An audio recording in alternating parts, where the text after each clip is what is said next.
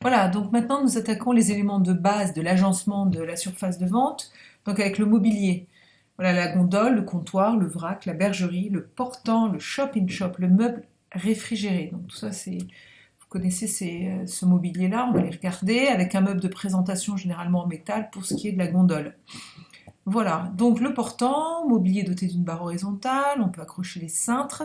Vous verrez qu'en termes de merchandising, dans toutes vos UC de prêt-à-porter, tout est normalisé, c'est extrêmement important de mettre le portant dans une certaine direction et votre cintre de même.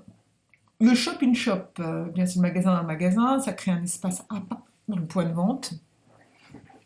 L'idée, c'est d'avoir l'impression d'être dans un magasin traditionnel. Le comptoir, vous le connaissez, une présentation derrière une vitrine, donc il n'y a pas d'accès en libre service. Tout ce qui est meubles réfrigérés, destinés aux produits frais, aux surgelés. La bergerie, qui est un mobilier de vente pour rappeler, là encore, un magasin plus traditionnel, de dimensions variables, et qui permet la circulation d'un vendeur et des clients autour de la bergerie. Et le vrac, toutes ces panières qui permettent de présenter des produits en vrac, généralement synonyme aussi de bas prix pour le client.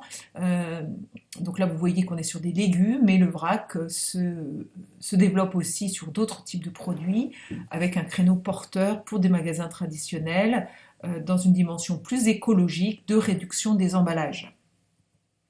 Alors, écran, vitrine, cabine d'essayage, miroir virtuel, il faut surprendre le client, l'interpeller, l'amuser, il faut que le commerçant se différencie.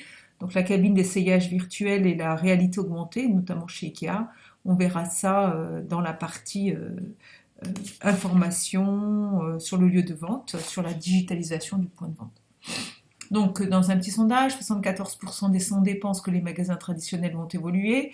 Il date un petit peu, là il n'y a pas la date, mais c'est une source IFOP qui date déjà il y a quelques années, donc on sait que c'est le cas, les magasins traditionnels ont évolué, continuent à évoluer. Plus d'un tiers pense que cette population pense que les enseignes vont réserver des espaces dédiés aux livraisons des produits achetés en ligne, c'est le cas. Il y a encore un bon travail à faire pour les magasins traditionnels, hein. Il y a encore du travail, ça commence, mais c'est pas encore partout, et il y a encore beaucoup de travail à faire sur cet espace dédié aux livraisons. Et puis 34% estiment que des espaces seront réservés à l'information et à la démonstration des produits. Donc, par exemple, j'en reviens du showroommate.com, uniquement réservé à l'information, à la démonstration des produits que l'on trouve dans leur catalogue en ligne. Alors, la consommation n'est plus strictement liée aux besoins, elle s'individualise, elle joue sur tout ce qui est registre du plaisir, séduction et valeur, et elle intègre une forte composante émotionnelle. Donc depuis le début, on vous dit qu'on travaille, agencer l'espace de vente, c'est travailler sur des émotions. Le besoin de personnalisation augmente, on l'a déjà vu en GRC, et donc du coup, les UC doivent créer une ambiance spécifique qui va être un véritable moteur de différenciation. On n'a pas le même confort d'achat, on n'a pas la même personnalisation chez Zara ou chez Camaïeu. Voilà. Cette réalité va favoriser une très forte augmentation du contenu immatériel dans les produits et dans l'agencement du C. Donc tout cela va permettre de renforcer le renforcement de la personnalisation. Alors, un petit mot sur le marchandisage expérientiel ou le marketing sensoriel. Donc sensoriel qui fait appel au sens, expérientiel qui fait appel à l'expérience. Il a pour objet de solliciter un ou plusieurs des 5 sens du consommateur pour le séduire en accroissant son bien-être. Donc c'est un marketing maintenant qui est intégré depuis plusieurs années dans la démarche commerciale et qui cherche à augmenter le processus de mémorisation des marques pour les consommateurs. Donc tout le but, c'est qu'un client, on sait qu'un client fidèle, c'est un capital client extrêmement intéressant, et ça coûte moins cher que de conquérir de nouveaux clients. Et ce que l'on cherche donc, c'est que le client soit fidélisé, ça veut dire qu'il ait une mémorisation à long terme de la marque, donc une notoriété, disons, spontanée de la marque. 70% des consommateurs considèrent que les émotions comptent pour 50% dans leur décision d'achat. Vous voyez, c'est énorme.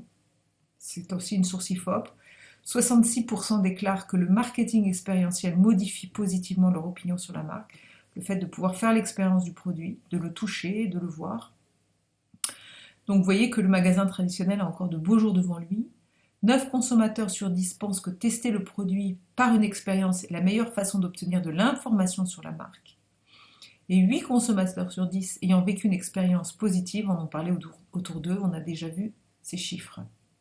Alors quel est l'avantage du marketing expérientiel?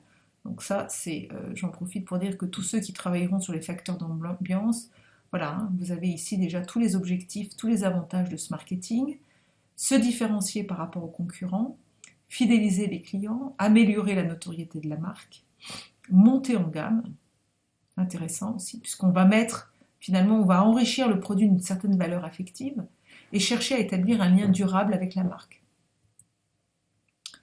Alors, les facteurs d'ambiance, qu'est-ce que c'est? Ce sont l'éclairage, les couleurs, les matériaux, la sonorisation, la décoration, la signalisation, les odeurs. Ne pas oublier, on le verra tout à l'heure, le facteur d'ambiance humain, c'est-à-dire la présence physique, la tenue des personnes, leur comportement sur la surface de vente. On peut évaluer ces facteurs d'ambiance grâce à des enquêtes,